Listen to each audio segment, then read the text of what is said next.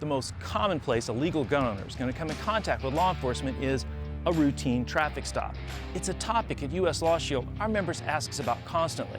Hi, I'm Austin Davis. I'm a former police officer, full-time defensive firearms instructor, and the manufacturer of a unique concealed carry holster. Plus, I'm a guy who legally carries and occasionally gets pulled over by the police.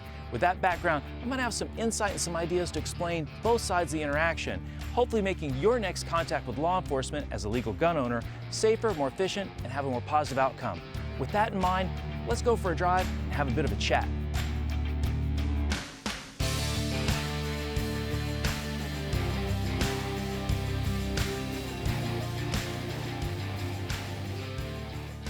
How did this all start? Well, you're out driving around, minding your own business, completely unaware probably of that police officer. And the officer observed something that in their opinion you did or did not do that was in violation of one of an almost infinite list of traffic violations. And they decide to investigate further by initiating a traffic stop, lights and/or sirens. When the officer decides that you have possibly violated some sort of traffic violation, they're going to initiate a traffic stop, hit lights and siren. When that happens, first thing you want to do is put on your emergency flashers as soon as you figure out, yeah, it's me they're looking for. Now, in an ideal world, the officer wouldn't initiate the traffic stop unless it's in a place they're ready for you to pull over. But it doesn't always work out that way. For example, you may be in a situation to where there is no shoulder or no safe shoulder to pull over, or you're in a deserted, long, dark stretch of road, and you're not really sure if those lights behind you are real or there's some sort of con job. In that case, drive a reasonable speed. Your flashers, your emergency hazards, will let the officer know that yes, you're in compliance, and drive to a place that's well lit and out of the traffic flow. Once your car comes to a stop, put it in park. Lower at least the front windows, but all the windows if they're heavily tinted. There's nothing police friendly about tinted back windows. If it's dark, turn your interior lights, and if your stuff, your ID is handy, go ahead and start digging for it. But if it's more than just a quick reach and grab, just leave your hands on the steering wheel where the officer can see it. Now, before the officer makes his approach and we start having a chat, let's look at the situation from kind of a big picture version. What we have going on here is at least two people who have at least two firearms are going to get ready to communicate at a high level. And for that to happen, we want to eliminate all the barriers to success we possibly can. Let's start off with the basics. Humor. Don't use it. Even if you have a good joke, like, do you think when a regular dog sees a police dog, he thinks, oh man, be cool, it's a cop? Humor is at best an inefficient form of communication. And what we're dealing with here is a serious situation, so leave the humor out of it. Sarcasm. Sarcasm does not build rapport, and there is zero chance of you being sarcastic helping the situation. Your momentary zinger may make you feel good, but I assure you, one way or another, it will cost you. And finally, do not argue the merits of the stop on the roadside. If there's one or two things you call facts that you think are important, you may want to mention them. Remember, this is all being recorded. But the time for argument and discussion over what the issues of that traffic stop are when you have a lawyer and there's a judge present in the courtroom.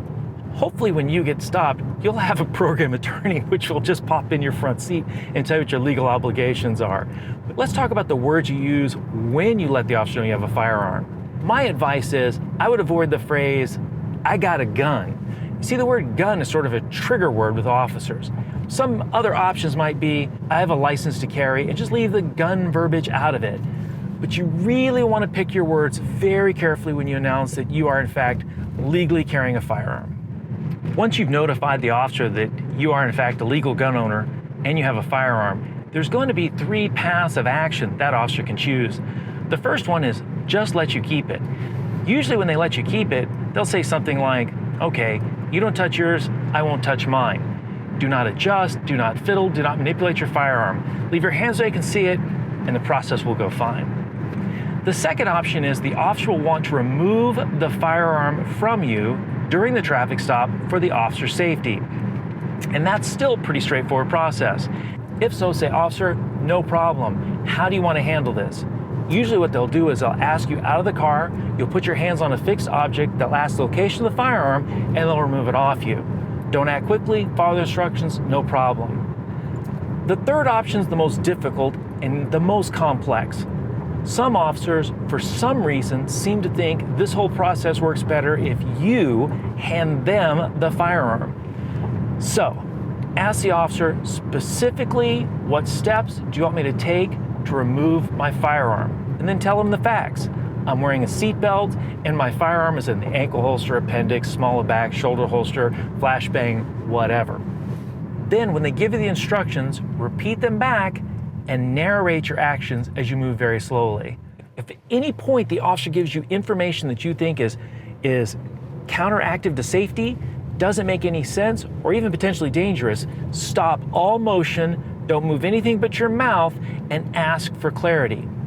Once you get to the brass tacks of actually taking the gun out, if it's at all possible, if you can just release the holster and hand the whole firearm to them holstered, it makes this go by a lot smoother. If for whatever reason that can happen and you have to take the gun out and hand it to them, a few things to think about. Number one, keep your finger off the trigger. Keep it well clear of the trigger guard. Make sure that you're very careful that you don't point the firearm towards yourself or anybody else. When you hand it to them, make sure that you hand it in a way that conveys that you're not trying to point the gun at the officer. At the end of the process, hopefully they're going to hand you your firearm back. When this happens, you need to be extremely careful how you receive that firearm back from the officer.